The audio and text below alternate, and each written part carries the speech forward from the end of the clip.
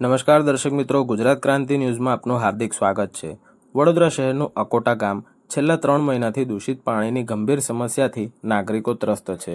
ભર ચોમાસે પણ નાગરિકોને શુદ્ધ પાણી મળતું નથી, જેને લઈ આજે લોકોએ જળશક્તિ મંત્રી CR પાટીલની વડોદરાની હાજરીમાં ભારે રોષ નોંધાવ્યો હતો।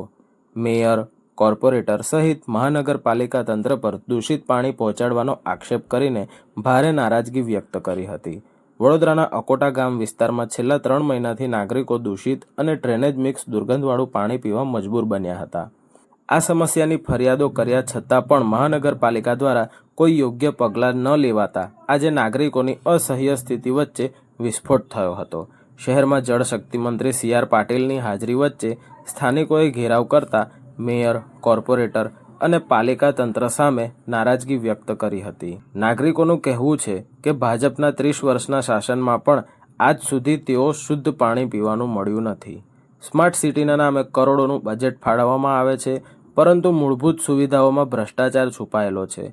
સ્થાનિકોએ ખુલ્લેઆમ કોળા ઉડાવતા આક્ષેપ કર્યો કે સરકારી તંત્ર માત્ર જાહેરાતો કરે છે, પરંતુ જમીન પર તેમનું કોઈ કામ દેખાતું નથી।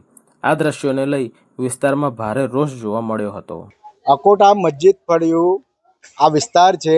છેલ્લા 3 મહિનાથી આ પ્રકારનું પાણી આ લોકોને આપવામાં આવી રહ્યું છે કોર્પોરેશન દ્વારા। વારંવાર અમે અધિકારીઓને જાણ કરી છે। અમે મોરચો લઈને વડીવાડી પણ ગયા।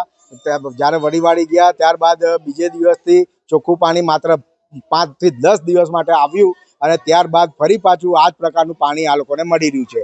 અમારી તો આ સ્પષ્ટપણે માંગણી છે, આ તમામ લોકોની સ્પષ્ટપણે માંગણી છે કે જ્યારે આજની તારીખે જલશક્તિ મંત્રી જ્યારે વડોદરામાં આવી રહ્યા છે તો આ તમામ લોકોની એ ઈચ્છા છે કે આ જે પાણી અમને પીવડાવવામાં આવે છે તો આ અમે એમને સુપ્રીમ ભેટ આપવા માંગીએ છીએ।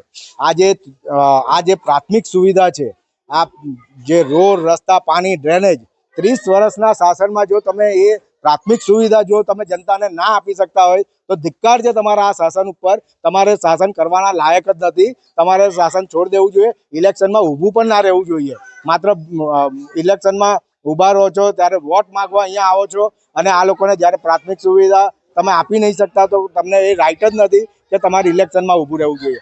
મારે તો સ્પષ્ટપણે એ બીજું કહેવું છે કે આ પ્રકારનું જે પાણી છે, આ લોકોની બીજી એક માંગ છે કે આ જો તાત્કાલિક ધોરણે આ લોકોનો પ્રોબ્લેમ જો રિઝોલ્વ નહીં થાય તો સોમવાર કે મંગળવારે આ જે પાણી એમને પીવું પડે છે હાલની તારીખમાં, આ પાણી તમામ લાગતા વળગતા અધિકારીઓ, તમામ લાગતા વળગતા જે અહીંયાના ચૂંટાયેલી પાંખો છે એ લોકોના ઘરે જઈને આ લોકો આંદોલન કરવા માંગે છે।